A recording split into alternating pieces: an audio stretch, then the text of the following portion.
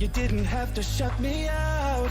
Maybe I just cared too much. I didn't mean to start so strong, but I'm addicted to your touch. I can't believe I didn't see it. You pulled me close and I stopped breathing. Now I'm just staring at the ceiling, hoping to God that you're still thinking.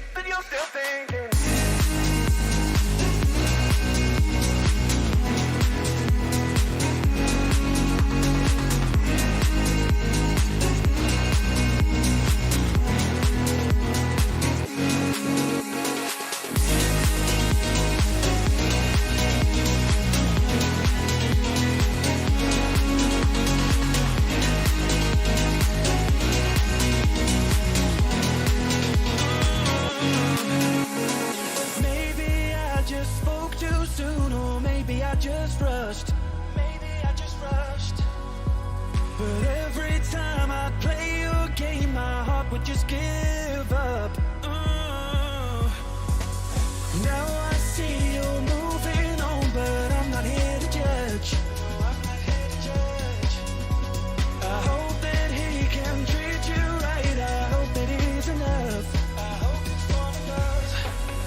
No sleep, 'cause I'm falling for tricks again. I still dream about the good old days. It was simple then. I can't believe I didn't see it. You pulled me close and I stopped breathing. Now I'm just staring at the ceiling, hoping to God that you're still thinking.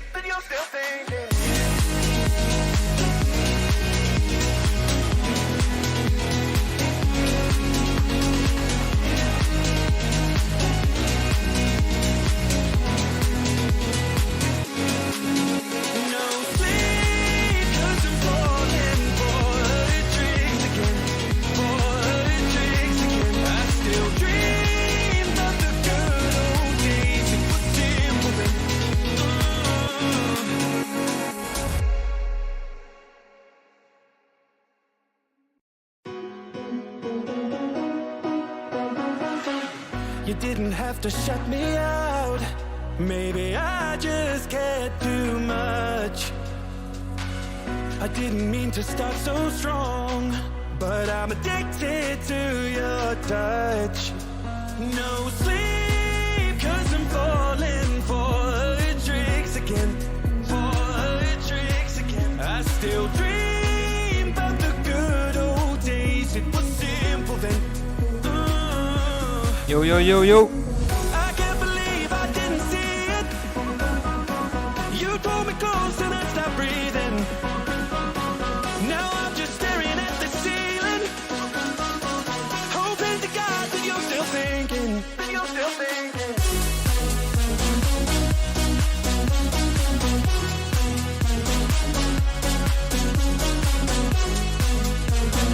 What's up?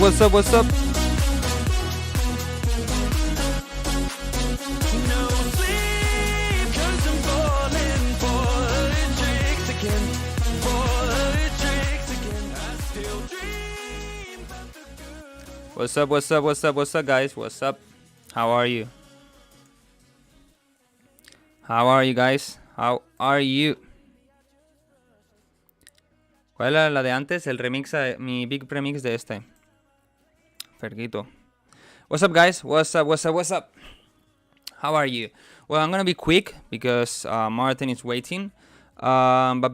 Basically, what we're gonna do today? Today we're gonna have here with us a producer that maybe a lot of you don't know, but you've heard a lot of his songs because he is the biggest or one of the biggest ghost producers the electronic music scene have. So we're gonna ask him a lot of things about the scene, about how to make better songs, maybe some tips about production, all of those things. All right, let me put this here. Wait. All right. So I guess today we're gonna learn a lot of things about music production, about making better music and all of that. So sad for the people that is not here today.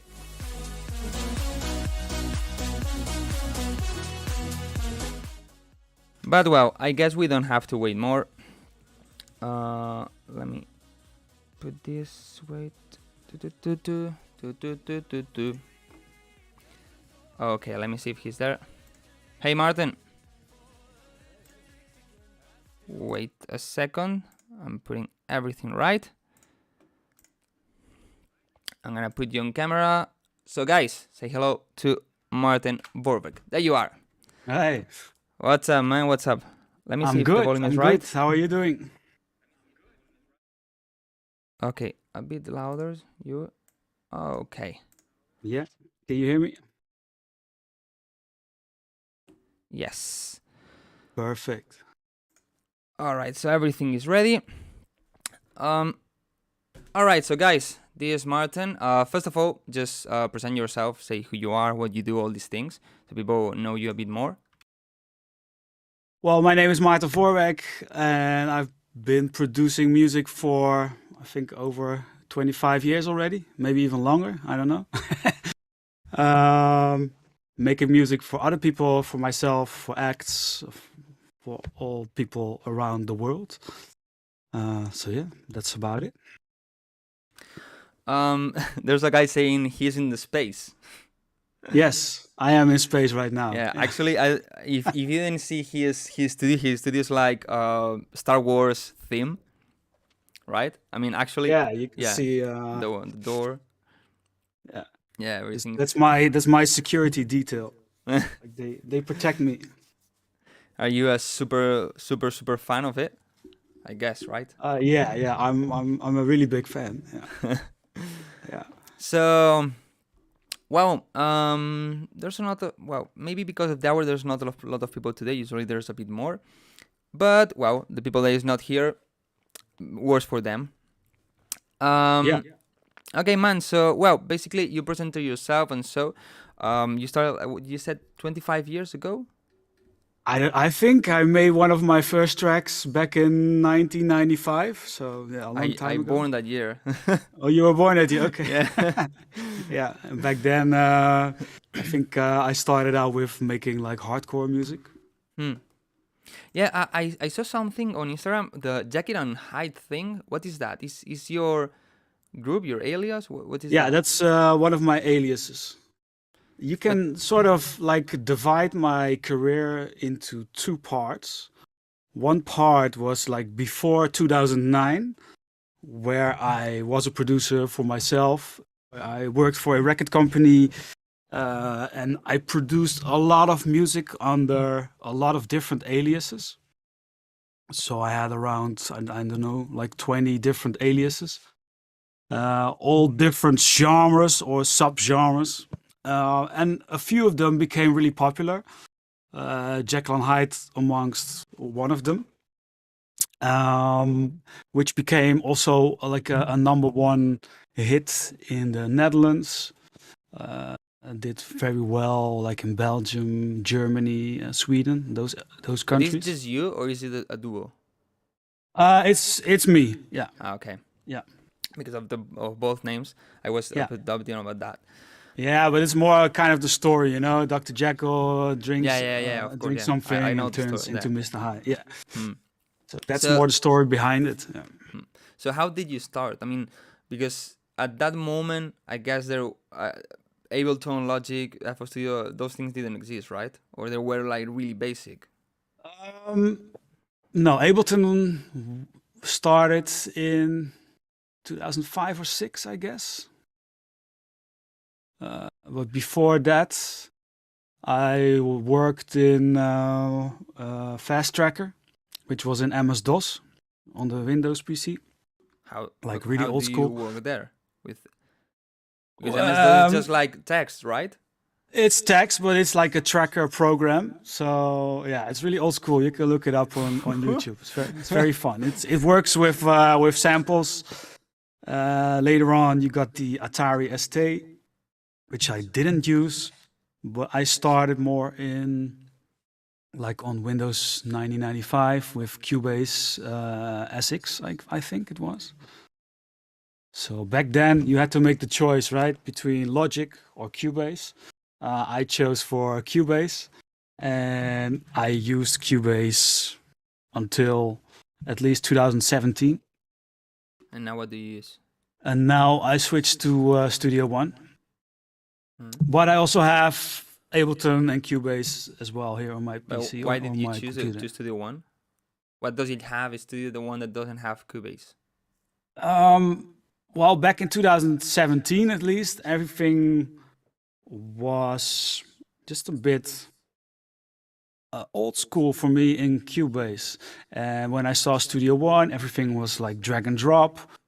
If you like produce like a bass line with an insert chain on top of it, you could just drag the whole thing to the right, and then it saves it, so you can use it in another project, which made it really fast for me, really, good for my workflow.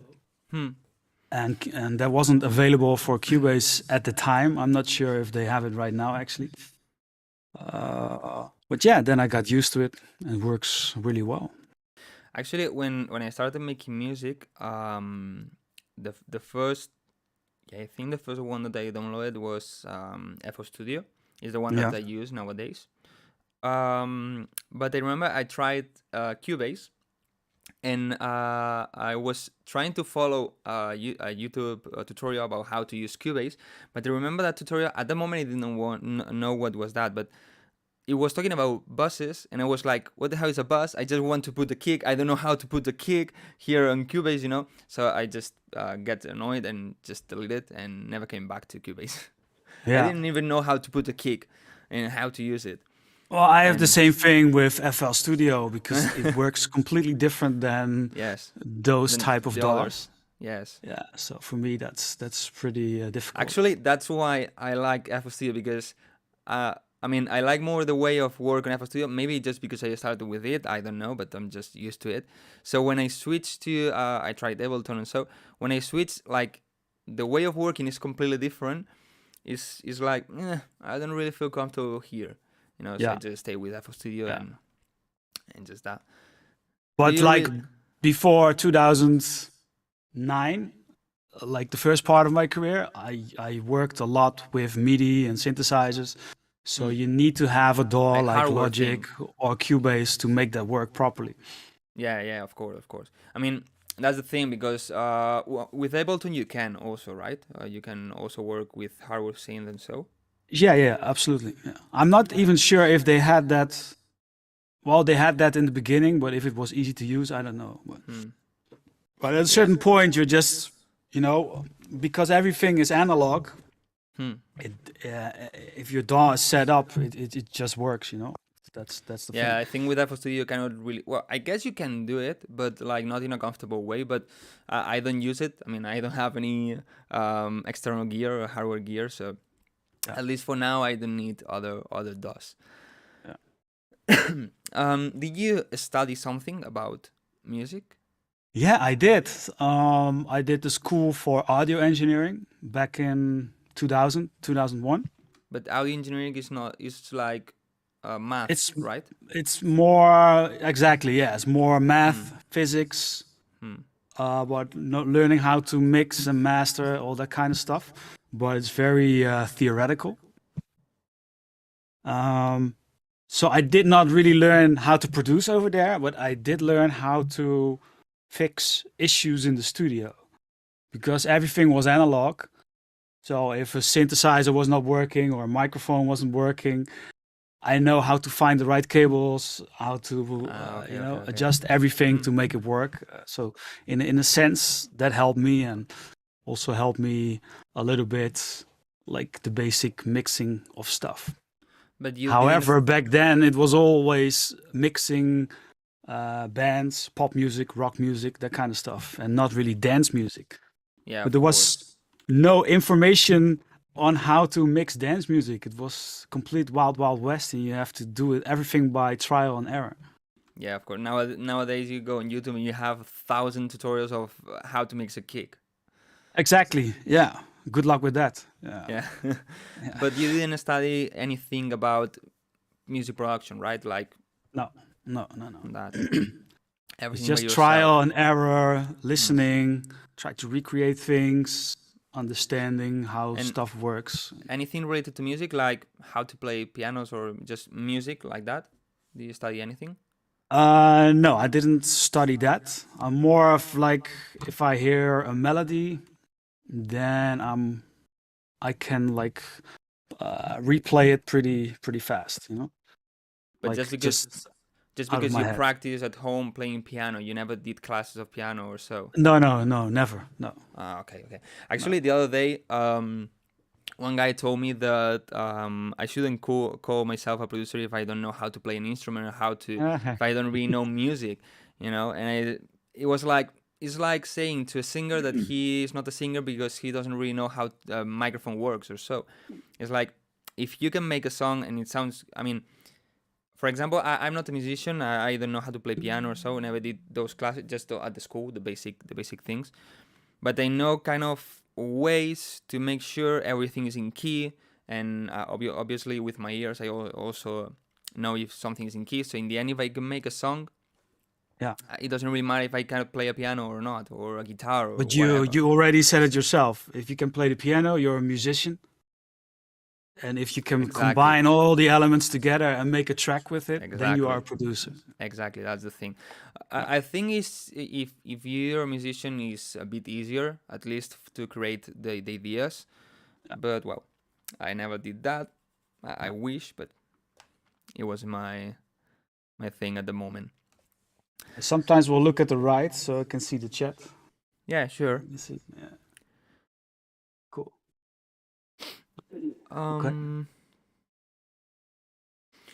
I would like to know, because you've been 25 years, and I guess there was a moment that at the beginning probably you weren't really living out of this, right? Or you were, like, the first years probably was more like a hobby, right? It was always a hobby. It still is a hobby. Yeah, of course. But I mean, like, you weren't really making money with it, or you were at the beginning? No, absolutely not. Money came later. So I started what? making a little bit of money like around 2003, 4. And then back in 2005, I got the opportunity to make producing my living. So what was the moment or the thing that was like, okay, now I can do this, I can focus on this, I can live with this, you know? If there was any, like, specific thing that made it like there a was a real specific job. thing. Like, I was working at a record company called Digidance. And two of the partners over there, the club heads, maybe you know them, they left the record company. So the two studios became empty. And I took seats in one of those studios. And in the other studio later on, Hardwell was there, Rehab was there, like all at the beginning. So. And do you have, like, a favorite genre? Because probably you've produced basically everything, right? Or almost everything. Yeah. So do you have, like, one genre that is like, I really want to do this, I really like to do this, or really enjoy? I guess maybe with Jekyll and Hyde, right? This kind of thing. More? No, it's really dependent on my mood. I like lots of different music, lots of different genres. I think the common factor between all the genres is the melody and the certain type of energy that the track gives you. Yeah, so you're also a melody guy. You need melodies. I don't need necessarily need a melody, or I need like what I would call like the shock value. So if you're at a festival, you're just dancing, and all of a sudden you're like, "Whoa, what the fuck?" That type of moment, you know, that's something I like as well in music. But, like, what we were talking before off camera, do you enjoy, like, the new kind of thing Harwell did, or do you prefer more kind of melodic things? I like it both. So I cannot decide between the two of them. I listen to Hardwell his set, and I know him. I know where he took his influences from with his new style, and that's also a place where I grabbed some of my inspiration. So I really liked it. Okay, I okay. thought the whole set was a little bit dark. However, I still liked Super it. dark. Yeah. Was super dark. And actually also at the camera, you know, the video, when they were recording him, when he was on camera, they also created like this kind of energetic or rage feeling, because they were like shaking the camera all the time. When they were with the camera was the crowd and so, no, it was just a static camera or just moving, but like stabilized, you know. But when was Harwell and like they were the camera was at Harwell, it was like shaking all the time. So I think this way also they kind of created this kind of dark rage gray feeling, you know, with the Maybe, cameras. or maybe it was just the bass. I don't know. Yeah, maybe it could be because there was a lot of bass. Yeah. Um, and I don't know if you really want to go on that direction, but of course, me and the people that is in chat would like to know more about the ghost production. Maybe how to start with it. Maybe who did you ghost produce? Maybe you can say some songs, the big hits that you ghost produced that maybe other people know. Obviously, I guess there are some songs that you cannot talk about because of contracts or so. Maybe there are some songs that you can say and people, probably all of the people in the chat, know about it. Well, I think everybody who's in the chat today already kind of knows what I did, so it's not Yeah, really. some of them. For example, if there's some people in the chat that you know, Epic, you did Epic, right? Also, yeah. Epic, Yeah. the first or one of the first songs of Bigroom, we could say. Yeah, The you could ones that say they that. started it. Absolutely. Yeah. Hmm. Yeah. But I think it's more important to talk about maybe how to get into ghost producing, because I get that question a lot as well. Yeah. I do think it is very important to establish your own name first, or at least your production credits. So don't try to focus a lot on making music for other people. Just try to make cool stuff for yourself. Yeah, because And they need to then know you. Of they need course. to know you. If they and know you, they know what you do, the style you have, the quality you have. Obviously, they're gonna contact you more to ask you exactly, for these exactly, things. yeah. And then they will approach you, and then you can make your deals and try to become a ghost or co-producer yourself. And why don't you release more music under your name? Because, for I'm sorry? example, some years ago, I don't know, 4 or 5, or maybe 3, I don't remember now. With COVID, the years are like weird. You released a song on Spinning not a long time ago, Yeah. right? Under the name Vorwerk. Why don't you Yeah. release more music under your name? I don't have the ambition to become like an artist or something. I did produce like a lot of music under my own name, like I said, like before 2009. I already built like a whole catalog of 400 plus tracks or so. After that, it was more producing for other people.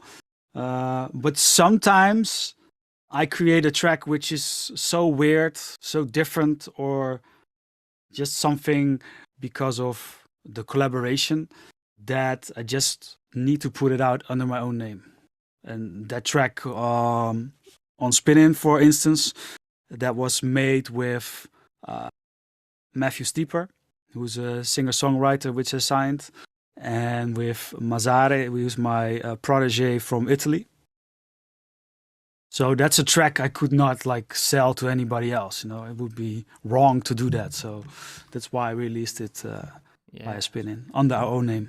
So you basically prefer to stay there in your spaceship, like making music? Yeah, absolutely. Yeah, absolutely. I don't mind like traveling and stuff, but I just love making music.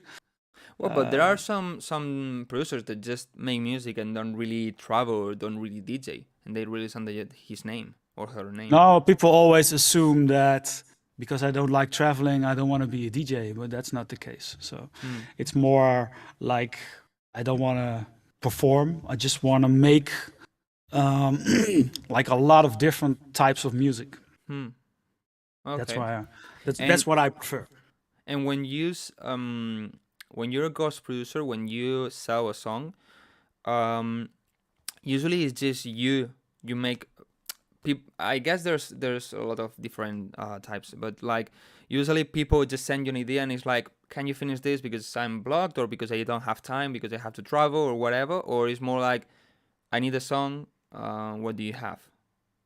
It's more like the last example you give. Yeah, yeah.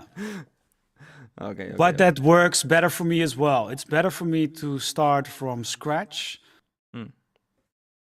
then, or it has to be a really good idea from the other producer. But then he would probably not need my help. Um, so otherwise they would probably send me like a bad ID, then I would scrap 90 or 95%, Yeah, so you I can prefer just to start start just by over. yourself and Yeah, then yeah, I need a song. I have this. You like it? Yes. No? Okay, next one. yeah, Just like this. yeah. Okay. Okay. And when you sell a song, do you just what do you recommend? Just selling for amount of money and it's done, or always taking a percentage of the royalties and of the song? Um, it's not really something I could recommend. The sky is the limit. I mean, you can make all sorts of deals, right? You can maybe just do a flat fee or a flat fee and some publishing rights or master rights. Or maybe you want to work with an artist for the long term. So you can maybe negotiate a deal around his bookings or her bookings. That's You did also a that also possibility. uh, from bookings Yeah, also. yeah. That's like the next level. Um, yeah, I don't know if that's next level. I mean, if you commit to an artist to produce all of his tracks, Yeah, and that I understand. artist gets a lot of bookings, then it could make sense to get a cut from the bookings and be more a Yeah. part of uh, of that brand. Yeah. There's a guy asking on the chat if you recommend to ghost produce with your name or maybe like I guess he means like artist name or maybe just with the real name or with a completely different alias. Maybe for the credits on Spotify or things like this. Well, yeah, that's a whole different story. I would just take your own name for the credits. Only the real name. Because I've Yeah, seen some people that maybe puts like the real name and in brackets they put like the artist name. yeah, but not in the credits, but on the cover of the song. You No, mean? no, I've seen it in credits. In credits, I've seen some songs from artists that says the name, whatever it is. For example, mine, Eric, blah, blah, in brackets, Yeah. Wildcrow. You know, I've seen some people like this. Oh, okay, okay. I mean, that's your personal preference. That's not Yeah, I really guess. relevant. The only thing that is relevant is that on Spotify or Apple Music, you have the ability to either not show your credits or do show your credits. So that's something you Ah, I didn't know talk that. about. I didn't know you could hide it. You can hide the crates. Well, yeah, the label can. So yeah, Oh, if the okay. label doesn't provide the credits, Ah, it well, doesn't of course, show up. yeah, of course, of course, of course. Yeah, yeah. Then it would just say produced by of artist Wildcrow, and then produced and written by would be empty. Yeah, yeah, I've seen that. I've seen that. Yeah. I've seen that also a lot. Yeah, I'm kind of gossip, and I would love to know all the people you ghost produced. I know you cannot share that, but you know my gossip side once would like to know it.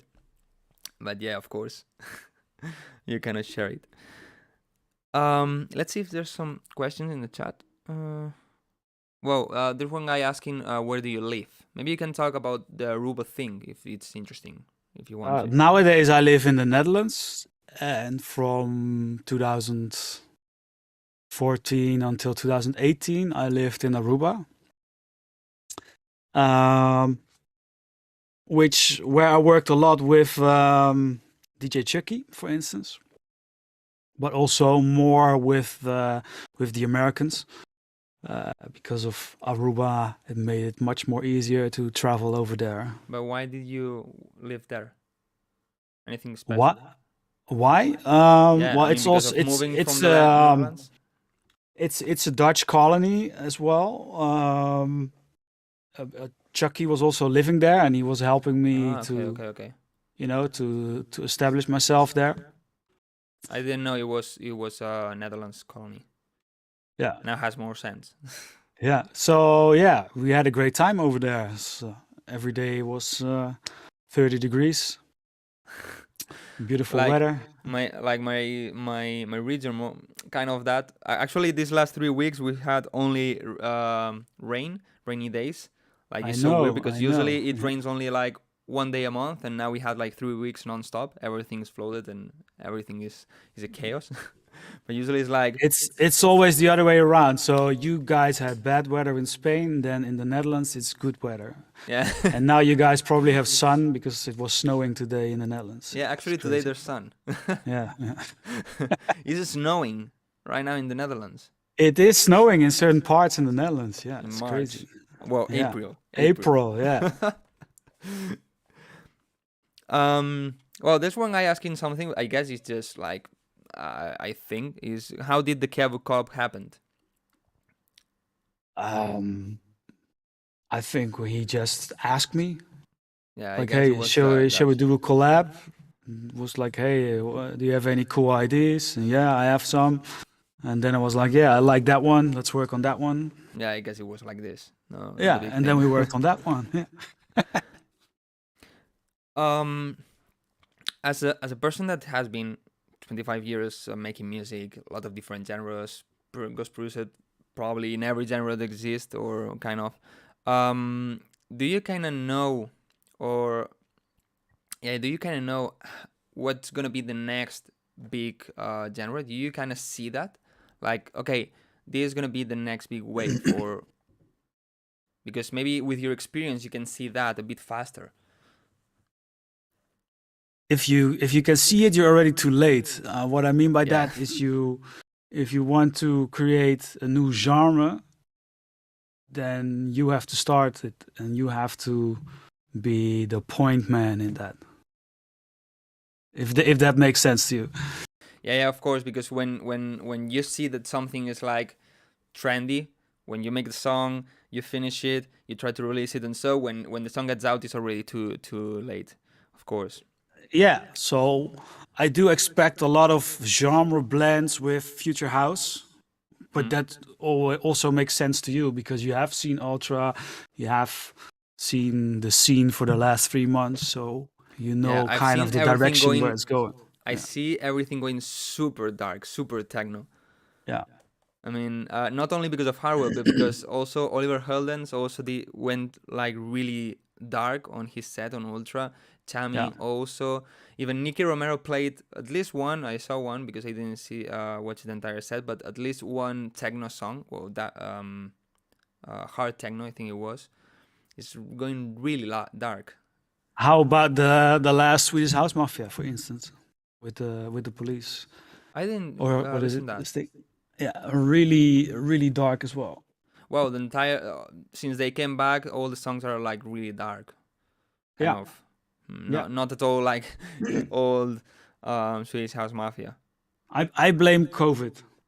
Like everybody was at home, like cranky, started making like more minor music. You know? Well, Slap Yeah, that House. song "Red Light" from Swedish House Mafia. Mm. Really dark stuff. Mm. So yeah, Dominic, I agree. Techno is gonna be the next big thing. That's something I guess as well. And within techno, like a lot of sub genres. Yeah, I mean, techno lovers are gonna be kind of disappointed or angry because they're always like, techno is underground, techno is for us, and now Yeah, if but techno that's the same way with hardstyle. tech house as well. Well, maybe tech house is a bit more commercial, not that much, obviously like EDM, but a bit more than techno maybe. Yeah, but 5 years ago, tech house was really underground. Yeah. Yeah. I mean, in the end, everything is underground, and then one Yeah. day it's not underground anymore, you know. But they've seen It's like a 7-year cycle. 7 It's years. always, yeah. Okay. So in 7 years, Bigroom is gonna come back stronger. Yeah. Well, it Okay. already has, because of Future Rave is the new big Yeah. room. So Yeah, exactly. That's what I was talking to one guy. He was like, and that kind of makes sense if you do the math. You see 2014 was like the epitome of big room, and now 2021 like Maarten sound came in. It's like, yeah, makes sense. I actually was talking about this with a guy because a friend told me Bigroom is dead, blah blah, and it was like, I don't think it's dead. I just think it evolved. I mean, obviously the Bigroom of 2014 with Super Sauce is dead, obviously, but it just evolved to Future Rave, and probably now it's gonna evolve to this kind of techno Bigroom, you know, something like this. But it's kind of the same music. It's like a lot of energy, a lot of reverb, a strong kick, and for the festivals, it just evolved, just that. exactly. Because we can think the same, we can say the same of the big room, for example, of Epic, that it was just a kick and a plug with a lot of reverb, and the big room of, I don't know, with really big super saw that it sounds super full. One sounds kind of empty, and the other one is like full of things. It's big room. It's the same thing. It's just different style of big room, but it keeps being big room. So I think it's just what happens. Yeah, I agree. Even asking techno. There one guy asking if you made any slap house ghost productions. Working on one right now, actually. What do you think of that genre? I mean, I like it. It's cool. Okay. You know, in the end, I think you it's have your too melody repetitive. and your vocals, which are timeless. It doesn't matter if you put like a hardstyle kick underneath a trance or a slap. That doesn't matter. It's just like that's just the sauce of the time period where we live in right now. I think when it started, we kind of started to grow. I kind of liked it, but in the end, I think people went like too basic and kind of made it boring, because there's like 1 million songs that are exactly the same bass line, the same rhythm, the same sound, just changing the vocal. And it's like, you're kind of killing the genre, in my opinion, because it's exactly the same. Probably it's the same kick, the same preset, the same rhythm, everything, you know. And before the drop, they do the triple like, and it starts the drop. And it's like, try to be a bit more unique, try to change it, try to do something different. I've heard some slap house songs that are kind of mixing with pianos or things like that. That is, okay, this sounds a bit more unique, it sounds a bit different. But like, I think people went like, okay, I'm gonna do 10 songs, just changing the vocal for covers to be in a Spotify playlist, and it's done. And I think that kind of made it boring to me.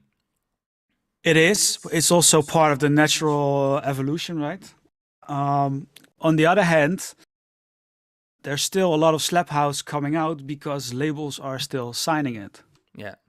And Because that's part of it the makes issue. money. Because it makes money, yeah. Exactly. If you send them like a progressive house song, like Nicky Romero style progressive, then they would never sign it nowadays. While 6 years ago, they would sign them all, right? Yeah, it happens to me because I made progressive house, and it happens that it's so difficult nowadays to sign it. Not a lot of labels sign it.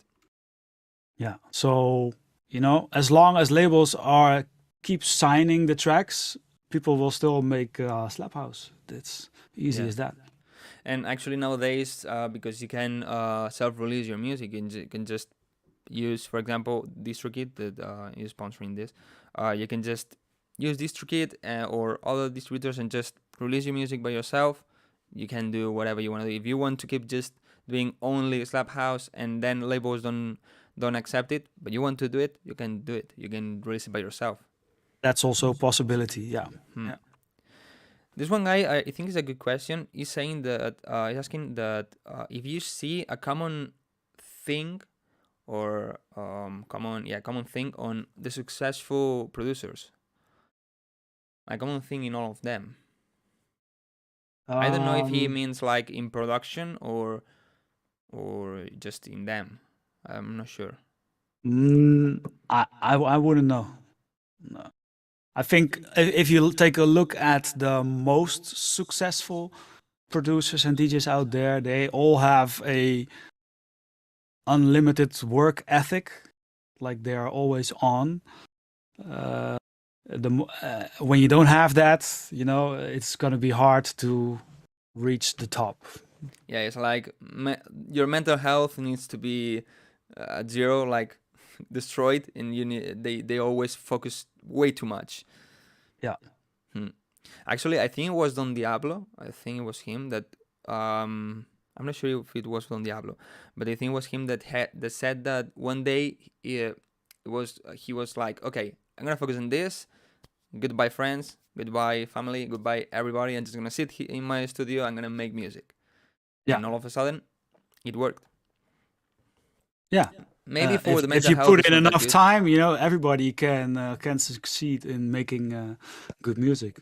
Yeah, maybe it's not the best for your mental health, but maybe it can work. No, not all the time. Absolutely. Yeah. Yeah.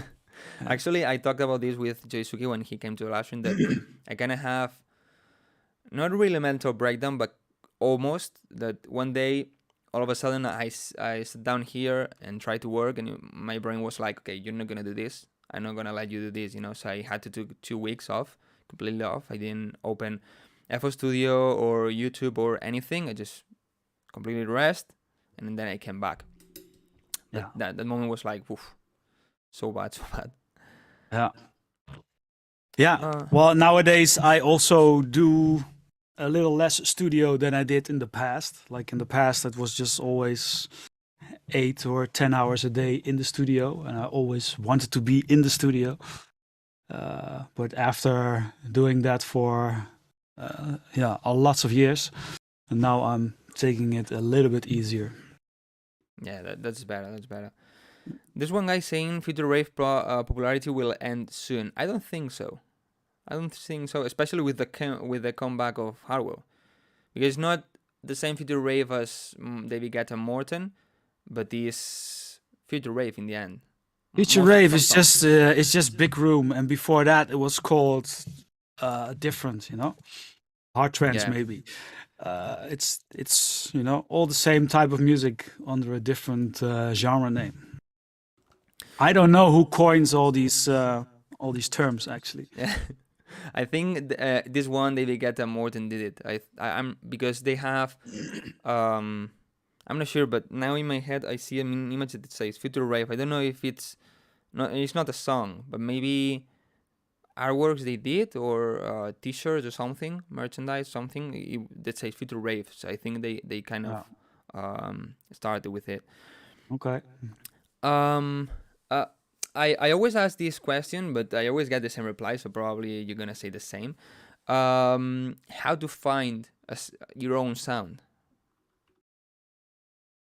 Well, that's kind of a formula actually for finding your own sound, because it's the stuff you grew up with, influenced with what you're listening to today, and then you're combining those two together and mold your own sound. Like I grew up with like the Rotterdam hardcore scene, which is really loud music, and I listened a lot to trance music as well.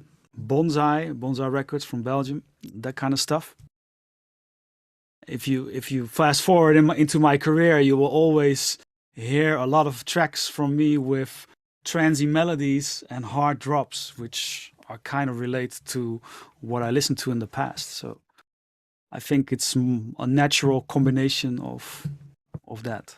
Yeah, it's what everybody says, that it's just but probably you don't even realize about that. It's just because you've heard that music and you are used to listen to that music. So then when you sit down and you make a melody or you use a sound, you like this sound because of what you listen, because of the music you usually listen and you usually like. Yeah. So in the end, it's just what I always say. It's just a matter of make music, and in the end, one day somebody is gonna say this is your sound. You're gonna be okay. This is my sound, just like this. Yeah. However, I don't want to pinpoint my sound because I want to produce every type of genre. Yeah. But yeah, in general, you can always hear these types of elements coming back into my songs.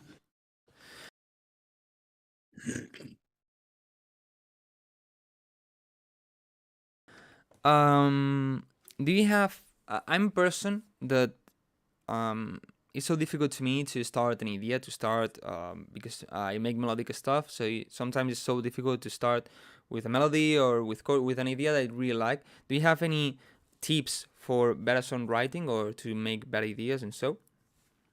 Or you just sit down, you play it, and it's okay. It's good. Yeah, there are multiple ways to approach that. If you really want to be in the studio and make music, you just sort of got to force yourself. However, it's not something I would recommend nowadays. I would just go into the studio when you already have an idea going in your head. Then just open up a piano or an instrument which plays the easiest for you. Some people will grab a guitar. I would grab a piano and then just start playing. Maybe also recording it and just try play different melodies or try to work on a catchy melody that sticks and then try to find the right sounds for it. So extract that melody that you've written on the piano and then say, okay, I'm gonna take this layer for the bass, this layer for another sound, and then try to, create 3-4 layers with the whole melody you've made and start with that as the basics for your new track. You talk about catchy melodies, and do you have any tip for that to make catchy melodies? I don't really have tips on that, but I always say if you can listen to the melody for at least an hour and it still doesn't get bored, then you know that's a good melody. Okay, that's a good tip. That's a good tip. I'm gonna read some questions that they have. I'm not sure. Sure. I'm not sure. I didn't see them, so I'm not sure if they're good or not.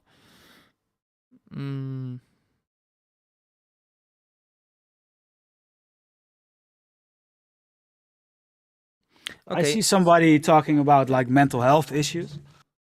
Huh? I personally think it's also very important to, at least exercise a little bit or go outside.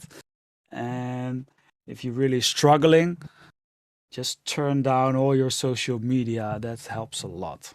Yeah, social media is the worst thing for mental health. It's the worst. Exactly. Yeah. Yeah, there's one guy, I didn't remember this. There's one guy saying that bought your book and it helped him so much. I remember, I think is tip of the week or tip of the day? I don't remember. The week, right? I have them. I even have them on my desk here. It's like Vorwerk tip of the week, part 1, part 2. So I remember, I think you were posting them on Facebook, I think it was, right? yeah, exactly. I remember reading from there some tips. One day I just found that thing, the tips, and was like, okay, let's read all of them. Started scrolling, reading all the tips you had. Yeah, I got so many questions from everybody all over the world that I was like, okay, I'm going to answer one of those questions every week. And I will call that like tip of the week. I think that started 2014.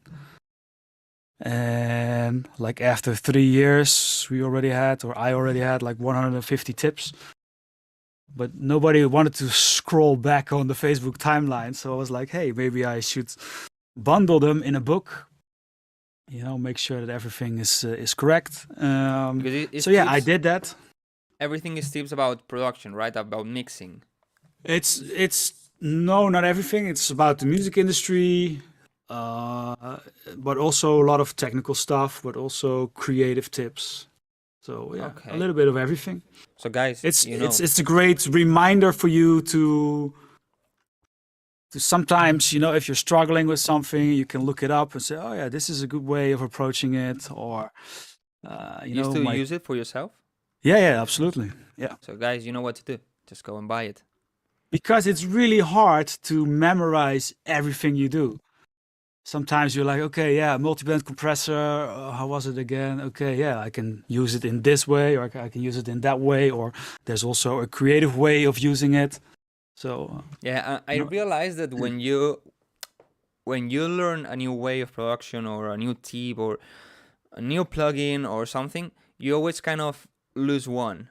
I mean, there's one moment that is like maybe 2 years later, maybe you open up an old project or you see a video on YouTube or whatever, and it's like, oh, I used to do that thing, you know? And it's like, I'm not doing it anymore.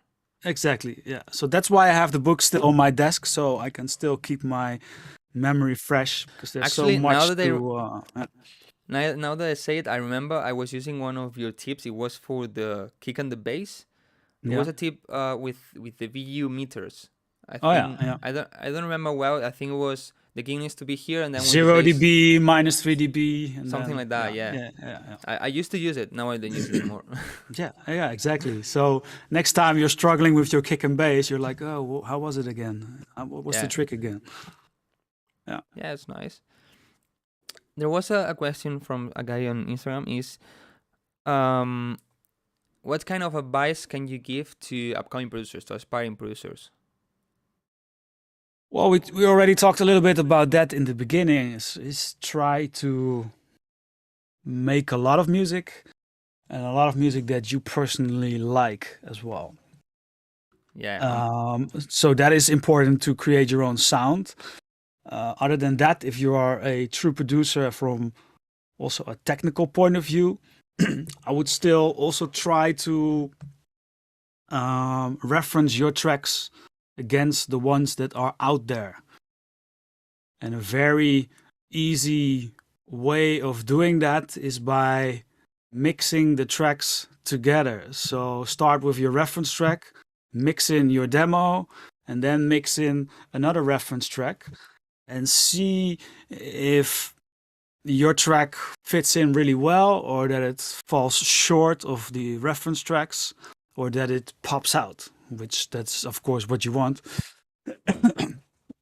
Yeah, actually, I do this always in every song, every project of mine. You go to a project and they have 3-4 reference songs for the mixing.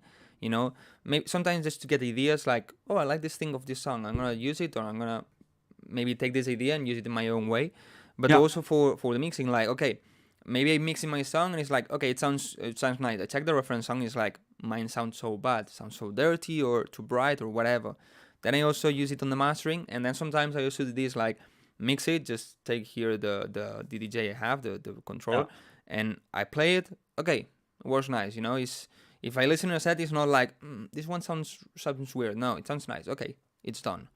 Yeah, I think it's the number one mistake producers do is not putting a reference track in your song just to compare. At least in the beginning, hey, are the levels the same? Is the kick hitting equally loud? Is the bass hitting equally loud? How is the vocal? Is it on top or is it mixed in the track? How does it and just go back and forth, back and forth, back and forth, and just try to get your track to that reference as fast as you can. Then you have a perfect starting point. Then you mute your reference track. You go build your track. Exactly. I mean, I always say it. A lot of people ask me about how to make better music on YouTube, on videos. Sometimes I say it. It's like, always use a reference song. It's the best thing you can do. Yeah. The best thing. When I started using reference songs, my quality was starting to grow so fast because you know where you want to be. Obviously, use a reference song that is similar to the song you're trying to build. Don't make a deep house song and have a reference of hardstyle, of course. Try to have the same kind of deep house style. But like, it helps so much. However, you would still need to learn the techniques to get to that level of your reference tracks. Obviously. But again, at least you have a point. Check them out. But at least you have a point, because sometimes it's like, you hear it nice, and when you compare, it's like, mine maybe have too much highs, you know, for example, or sounds a bit booming or whatever. When you compare, you realize about these things. And also because some people tell me, I listen to my song, it sounds nice. When I listen to other place, it sounds bad. I think also using reference songs can help you in this, because when you it doesn't matter where you are. If, for example, now I go to another place or to my car or whatever, I listen to the song and it sounds bad, maybe it's because of the acoustics of the place or the speakers. Maybe when I compare it to another song, I say, okay, this one that is a professional song also sounds bad. So compare it here. If they sound similar, yes, you're in a good point. it's not your song, it's the speaker, it's the studio or the place or whatever. Yeah, that's true. Absolutely. Yeah. Over here, that's not the case. So if it doesn't sound good in this studio, then I'm fucked. So Yeah, probably you have like really thick walls of absorber and things, right? yeah, yeah, But yeah. I I don't see think any diffuser. I don't the see any. whole room is one big diffuser. So Oh, are not let me like see. absorbers everything? I mean, Yeah, well, I don't know, because usually when I see studios like absorbers like this, and then you have like the rounded ones that are diffusers and different kind of shapes or materials and so. yeah, yeah. Well, yeah, the guy who built the studio, he's not a big fan of the things you have on your wall. Um, so what this does is it lets the sound through, but it doesn't come out, so it doesn't reflect anymore. So it absorbs all the sound and it kills it behind the curtain, if you will. So it doesn't matter where I stand in the studio; it sounds the same everywhere.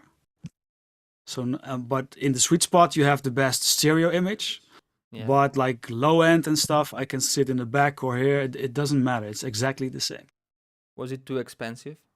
It was too expensive. Yes, absolutely. Yeah. And who made it? Misha Jacobi. Ah, the one So, is the he also made the Dennis Koyu yeah, exactly. and Yeah, other producers. Yeah. yeah. But the thing is, this guy was so frustrated after building my studio because he was here for 3 weeks. He stayed at my house for 3 weeks to build everything. That afterwards, he made a completely new invention, which he's now marketing these days, which is a studio desk, which is a combination of everything in one. So you would sit behind the desk, you would have the same perfect sound and sweet spot as I have in my studio. But then if you go backwards, so if you go back, the sound immediately drops 30 dBs and all the low end disappears as well. So you would not have to treat your room anymore. But how does he do that? It's physics.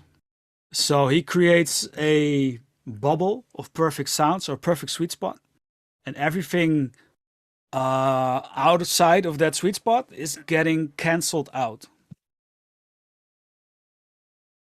So It's weird. really amazing. So I've sit behind the desk as well because I was like, yeah, that's bullshit. But you don't have But this, it's not right? bullshit. It sounds the same as I have over here in my sweet spot. But then if I take my seat back, the sound immediately drops 30 dBs, and if you go further, the sound completely disappears. But you don't have So this. he didn't have it because otherwise I had bought it Okay, before making this studio. Because that one is portable. I can put it everywhere I want. I can put it outside. I can take it with me to if you move to a different place. I'm gonna I don't have investigate to that. treat my room, so you can just drop the desk in your bedroom, and you're done. It's I'm gonna perfect. check that. I've never heard about that. So weird. So weird. Yeah, yeah. You can check it out. Misha Jacobi on Instagram. Hmm. It's called the Sphere. Okay, I will check it. And I need to tell Misha that I don't have anything else. At least they have this. Yeah. Well, he would say, yeah, buy the Sphere, but you know, kind of expensive, but still Yeah, cheaper well, than. these ones are not than that I think are not that bad actually, because are not it's not foam, you know, it's Yeah. it's rock wool, so it's Yeah. a bit better, I would say. I'm not that Yeah. expert on that, but I think it's not the common pyramid foam, you know, that people put, because I know that one doesn't absorb anything at all. Well, yeah, a little bit. I mean, I started with that as well a long time ago. Yeah, Yeah. obviously. My Yeah. I wish I could have a better studio, or one day maybe I'll build one. But for now, at least I have this. Yeah. Hey, if it works, it works, right? So Yeah, I know exactly. At least people there. who make music just on their MacBook with earbuds. I'm like, Yeah. wow.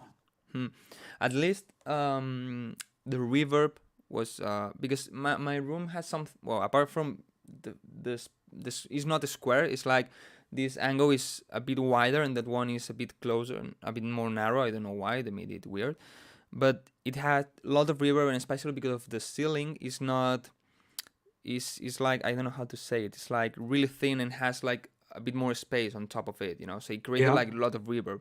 So with this, and I have some on the top, kind of reduce the reverb, and I use SonarWorks. Yeah, that helps as well. Yeah. Yeah, it helps. It helps so much. When I don't have it, like in front of me, I have like a bubble of low end, really dirty, and when I use it, it's a lot cleaner, and so Yeah. it helped me so much. Also, it's way cheaper, of course. Yeah, back in the day, I always checked the low end on the bathroom. So I turned it up in the studio. I went to the bathroom, and then if the toilet roll went like shaking off the wall, I knew like the low end was good in the song. So if it works, you know, it works.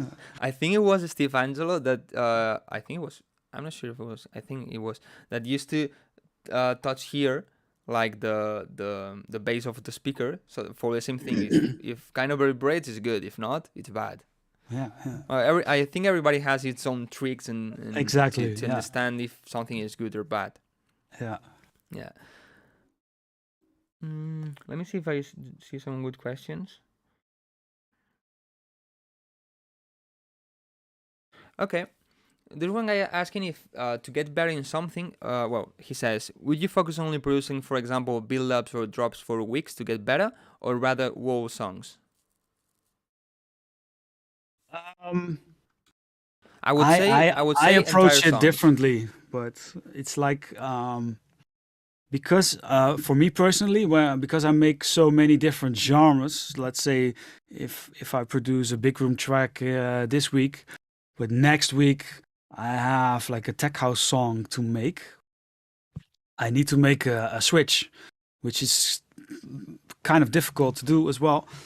So I usually grab a couple of reference tracks and try to mimic that sound. So that way, you know, then all of a sudden I know how to get the sound right, and then I So start. like you remake the song, with the you recreate it. Yeah, or I recreate like a certain sound, not per se the track, but more the way they mix it in a technical way. Okay. But then you use that recreation, or you just use it to like to switch and to get in the mood Yeah. of that genre. To get in the mood of that genre. Yeah, exactly. Yeah. Okay, okay. Yeah. All right. Let me see.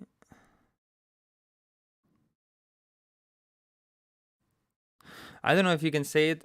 Maybe it's the one we said, but like the biggest hit you ghost produced. The biggest hit I ghost produced from what standpoint? I guess he means like streams Financially or successfully or what?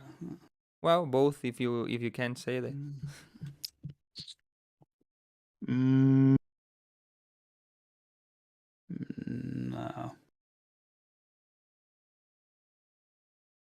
No, not really. No, not really gonna talk about that. No. Yeah, I understand. No problem. No problem. No. Yeah, because you can be in trouble. Oh, not so much trouble. It's more like you know, it's not nice to talk about those things. Yeah, of course, of course. I understand. Let me see if I have more. I see somebody asking, what is the percentage of top 100 DJs having ghosts? Good question. I haven't seen the top 100 yet, actually.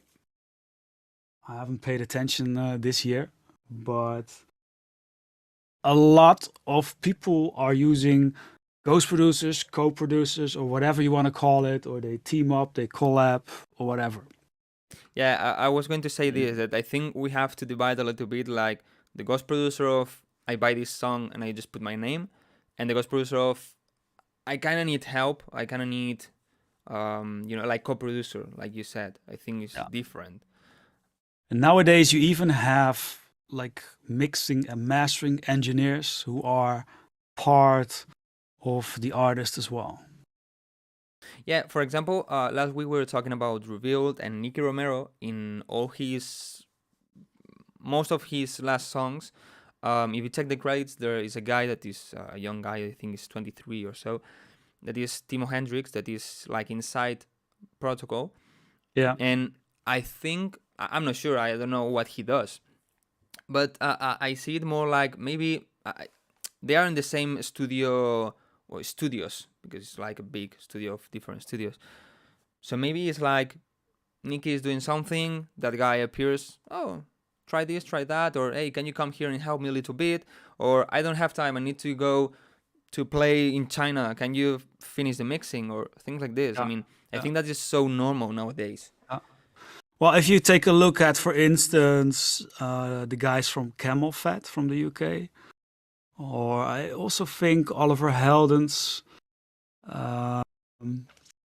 Fisher, those guys are all mixed and mastered by the same guy, Joel Corey, you know, the guy. And that mixing mastering engineer has such a big impact on the song. Chris Lake, is that the one? No, Chris Lake is a producer. Oh, okay. No, I'm talking Because I about heard something about Fisher and Chris Lake, so maybe it was. I'm talking about Wired mastering in the UK. I think Kevin Granger is the guy. He is an essential part of the quality of the music. So yeah, that's also, I would not say like a ghost producer, but he does have an essential part in making the track a success. Yeah, because sometimes I completely understand that. I mean, you make a song, you like the idea, and so you've been working on that, and maybe, or because you have to travel a lot, I understand that maybe these kind of people, one day is in Germany, the other day is in China, and the other day is in, I don't know, United States. Well, it's So- not only that. It's because they already they are mixing and mastering for the last 20 years or so. Yeah, also because So of that, obviously. they have all the analog gear. They have the perfect setup. They know exactly how a track should sound for radio, for clubs. That's why they get involved, and you see that nowadays a lot more. Also, Luca Pretolesi from Las Vegas, who does some stuff mixing and mastering for Diplo, for instance. You do that also, like mixing for others, or you just produce? No, not really. No. But because you don't want to, or because you don't feel you should? No, or because like... I am a producer and I get the question a lot. But if I get the stems from somebody to mix his track, then I would be seduced too much to say, hey, maybe I should take this kick out and put this kick in, and maybe I should take this melody but use another sound, and then it sounds better. So you wouldn't mix it, you would produce it. I would produce it, yeah. It's just the nature of the beast, you know. Yeah. Yes, I understand. Let me see. Oof, there's one question that probably you don't know the answer, or maybe you know, I'm not sure. How many tracks did you ghost produce? Yeah, A lot. At all. Yeah. No, and that must be More than 1,000? No. Not that much? That's way too much. No, Yeah, no. but 25 years. Well, yeah, but still. No, I'm not. I'm like not the production machine anymore that I used to be. But then still, I would do like 30 tracks a year, I think, something like that. So 2 or 3 a month. Yeah, something like that. Back in the day, absolutely. But yeah, I don't know, 5, 6. Nah, for ghost producing, 200, 250 maybe, something like that. And with your own productions? Maybe you reached 500 now. Yeah, probably. Oh yeah, definitely. Yeah. That's a lot. It's a lot, and sometimes I listen back to some of these old tracks. I'm like, oh my god, it's like the worst. This happens to everybody. Yeah. I mean, the first song I didn't even follow the rhythm, you know. I had like, for the intro, instead of making like groups of 4 or 8 bars, you know, I had 9 bars all of a sudden, because why not, you know? Then in the middle of a bar, I don't know, it was completely crazy and bad. No. But everybody starts somewhere. Yeah, absolutely. And when I talk about tracks, I mean produced and released, right? So it's not because I have a lot of ideas, of course, but really, yeah, I guess so. Of yeah, course, yeah. of course. I mean, that's so many music. Well, Yeah, actually, yeah, I who was Noise Controllers? I think he released his song 300, something like this. okay. I think like 2 years ago or so. I think it was the 300. I think it was, but only under his name. So that's That's a also lot. a lot. Yeah, yeah. Yeah, that's a lot because obviously when you guys produce, for example, you touch different genres and now tech house or big room, progressive house, deep house, whatever. But that is only hardstyle or Yeah, however you want to call it, because probably he has been making a lot of genres, different genres, since the years. that's true. Okay, let's take 2 more questions and then Okay, we're gonna wrap it up. okay. So guys, good questions, not bad ones.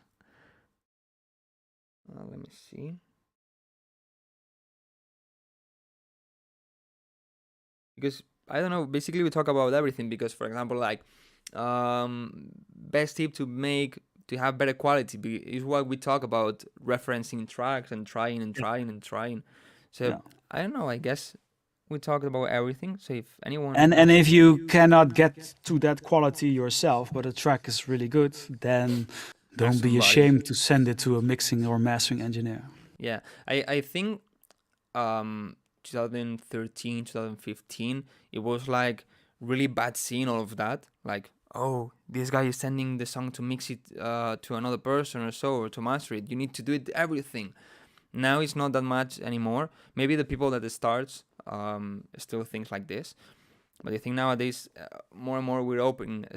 If you check, for example, pop songs on the United States especially, you check, for example, a Justin Bieber song, and it's not Justin Bieber. I mean, maybe there are 30 people involved in that song. A lot of people, yeah. You have maybe 5 or 6 people writing the lyrics, the people that recorded the voice, the other one that made the instrumental. There's a lot of people. So I think electronic music is opening a bit more on that. Like, okay, I make this idea, I like this idea, but I don't want to finish the mixing because I'm not that good or because I'm tired of listening to this idea. I'm just going to send it to somebody else, then maybe another one to master. Maybe I send it to a friend to maybe add another touch because, I don't know, maybe see something on that song that if you do this, it's going to be so good. It just making music in the end. It doesn't really matter if somebody helped you or thing like this. That's absolutely true. Yeah. I wish I could have another producer next door, like, come here, let's make something, or listen to this, I'm kind of blocked. Yeah. Would be awesome, but not like this. Actually, there's a question that what do you do when you have kind of, or if you ever had a creative block? Like, you come here and there are no ideas that come out, or everything is bad, or...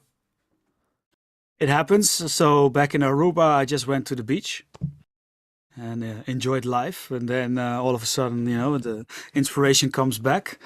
But what also helps is to grab back to the essence to which you grew up with. So I have like 40 gigabytes of classics of songs which I listened to when I grew up. So I'm just going to listen to that. And then all of a sudden there's something that sticks or something that you hear like, hey, this might be cool to start a track with. And then it sparks inspiration. And maybe it's something we kind of talked, but an advice for somebody that starts today, like what should that person do to maybe make better music, get better ideas or more unique ideas, or kind of get into this scene like, okay, I'm here, look at me, I'm gonna run this. Well, yeah, nowadays you need to act as a brand. So you should not only be able to make music, but you should also be able to present yourself in a variety of ways, of different ways, as you probably know all about. So yeah, that's also important nowadays. It's a necessary evil because I don't really like social media either. But yeah, you still need to use it and utilize it for your own benefit. If you can create your own community, from there on, it's much easier to grow and to gain support. Yeah. So that will be my number one tip: is try to get your own community going. You know, maybe start out here with Wildcrow or on the forums or the servers, Discords, you know, and talk with a lot of people, exchange some of your IDs, and just try to get better. Yeah, okay. And just one last thing, because one guy is asking about something from you. He's been waiting for you to update the courses section. When is it coming? It's probably not coming. So what I do is I do one-on-one lessons. I don't really promote it, but it's possible to schedule those. In those types of lessons, we would discuss your project, what you can improve, how I would approach it, or whatever kind of questions you have. Sometimes I do webinars in the Netherlands for some schools. Sometimes they are online as well. And every month I do a webinar for La Somnia, which is an organization who promotes dance music in Latin America. That's also a place where I do for free, give one tip, explain everything about it, and then I listen to some of the demos and try to give a few more advices on how to improve that demo. Oh, that's nice. That's nice. Yeah. So, well, I guess it's everything, man. Yeah, it was nice to do. I think we talk about a lot of interesting things and help so much a lot of people. I just can say thank you for coming to the live stream. And no problem. It was fun. I hope you guys enjoyed it. I hope so. I hope so. Yeah, I think they did. They did. Cool.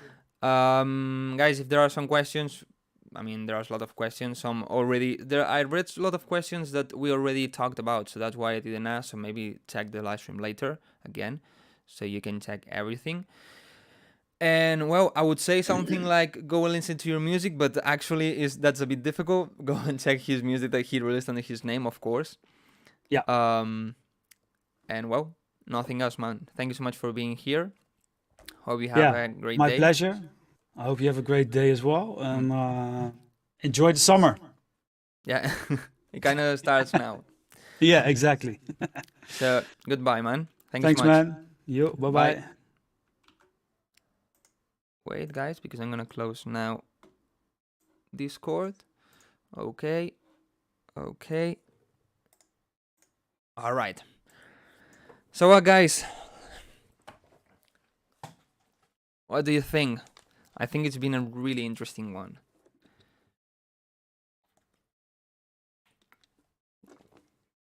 I mean, if somebody in the chat doesn't know this guy, you need to understand more how EDM scene works. What was the name of the desk he talked about? The square, the bubble, or something like this, by Mika Yashobi. Let me see if I find it, and we can check it now. Mika Yashobi, I think it's like this. Studios. I never know how is really right the name of this guy.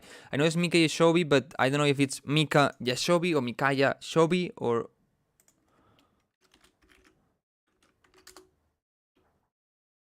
Wait, who made Dennis? Wow, Maarten Vorwerk Studio. Maarten Vorwerk Studio.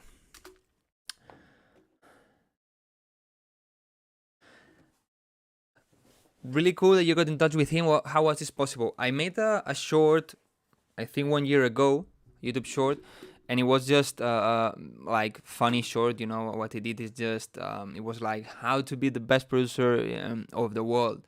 And in that video, I just take the phone and say, "Hey Maarten, can you? I need an EP. I need 4 songs. I'm gonna send you the money in PayPal." And somebody seems that send the video to him, so he liked the video. He shared it on his stories, Instagram stories. So this way, I had the conversation open. So I just asked him, hey, I'm doing this. Do you want to come? I said, this guy has come to the live stream to kind of say, okay, good people has come here, you know, Blacko, Low Blow, Cassian. He didn't know anybody.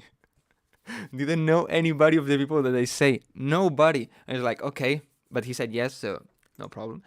Who did mate? Then he scored you. Anyone knows how is Mika Yeshobi? Te acaba de sacar el tolete sobre la mesa.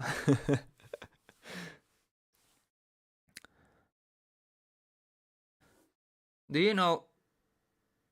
I mean, because it's something like Mika Yashobi. I don't know. I mean, let me share the screen. Wait. Good. Okay. Do you see the screen? Yeah. I know it's something like Mika Yashobi, something like this.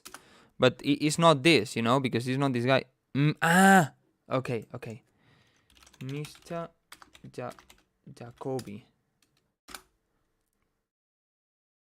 Yeah, I always think is Asian, so that's why I write it that way.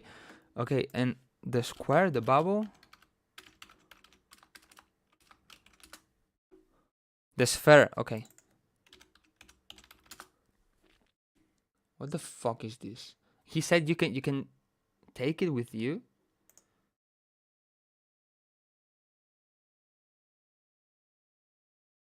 Okay. So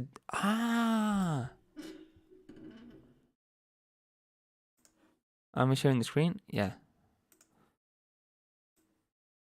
So basically, is this?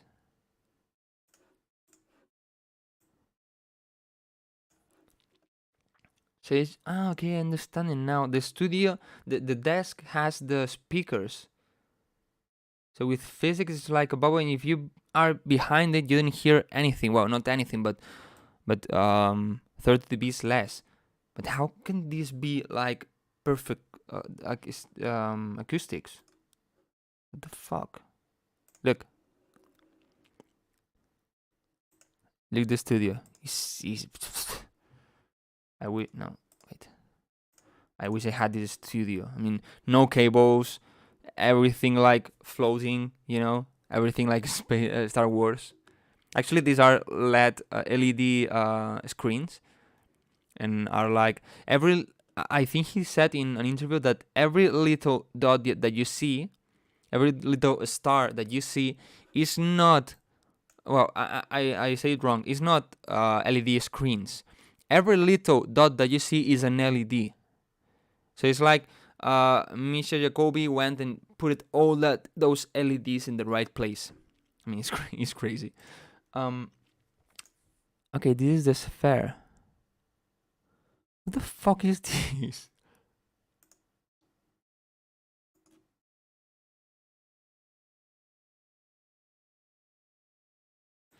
Fede Legrand has this.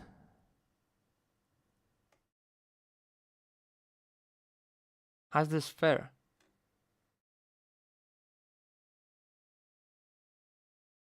Oh, actually, this is the logo of Fede Legrand's label.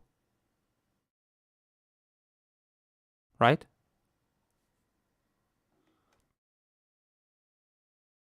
Okay. So you see it here, and because the physics is perfect, that you hear it perfectly, and if you go behind or you put back some meters, you basically don't hear it. What the fuck? I want to know the price of this. I want to buy it.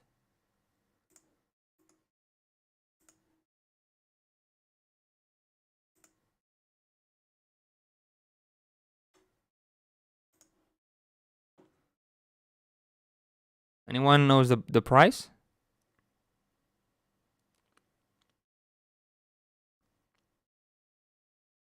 I guess probably it's more than 20k. Probably more than 20k. Anyone know the price? Buy. Probably you cannot buy it like this, like you need to ask him something.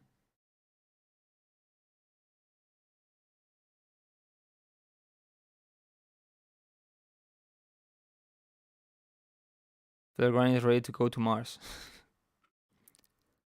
with Elon Musk, both together.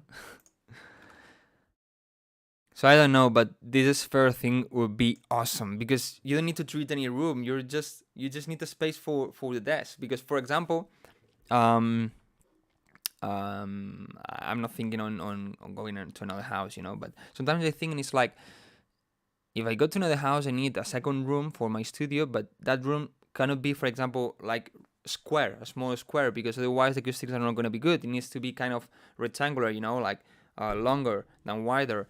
Like, for example, my room. But it's like, that's difficult. If you have that, you just put it some wherever you want and just that. But probably it's 20,000, 30,000, 50,000. Because if you cannot buy it like this, because I don't see anywhere I can buy it, probably it's because you need to ask him and he does it by yourself, for yourself. So probably it's 50k or I don't know. Well, guys, it's done. The live stream is done. Okay, I need to finish a lot of things for tomorrow. Actually, I want to take advantage of this. Well, not a lot of people now, but tomorrow, guys, there's coming something really big, a new project.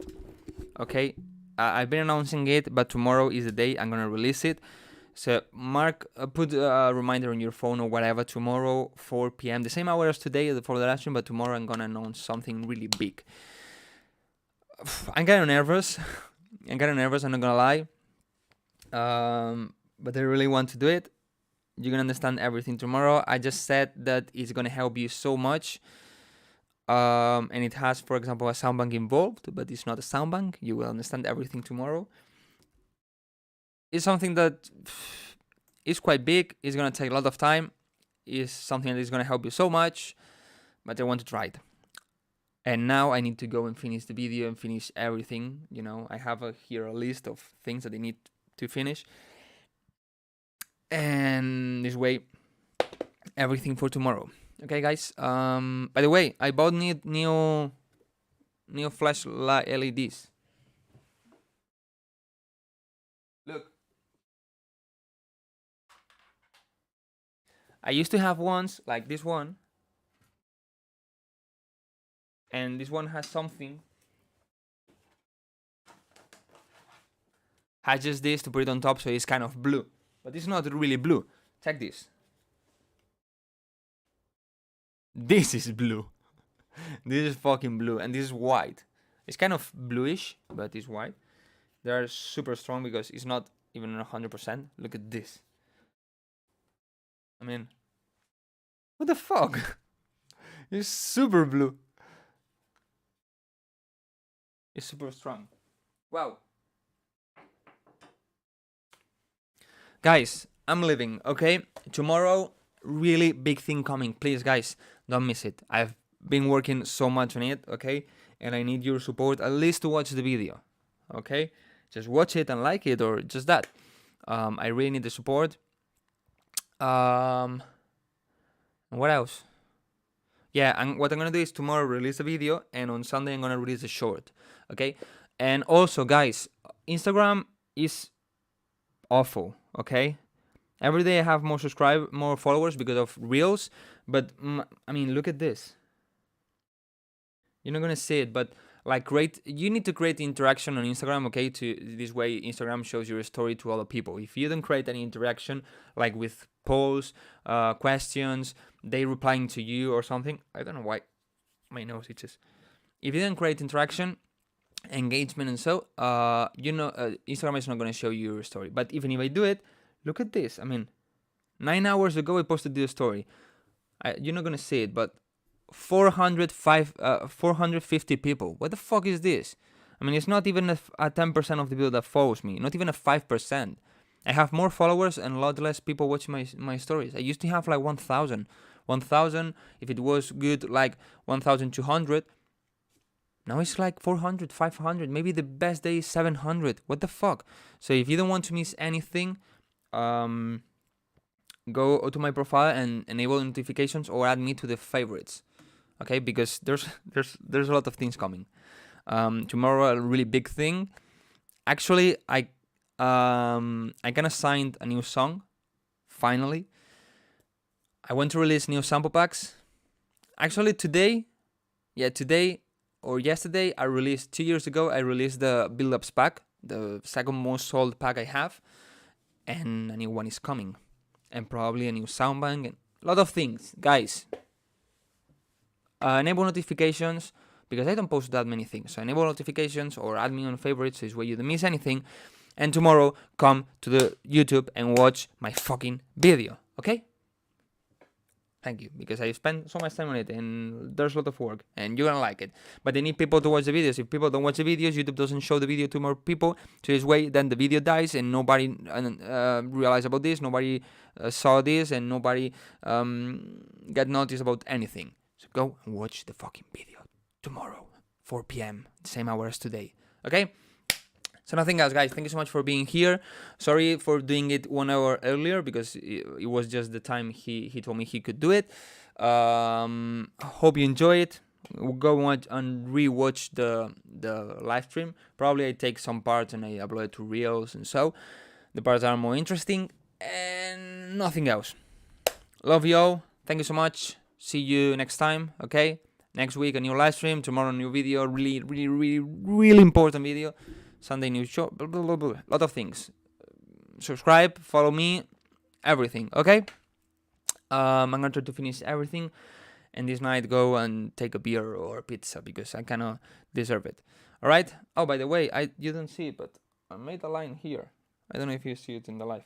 A bit more cool. Well, never mind, guys. See ya. Thanks so much for being here. Goodbye.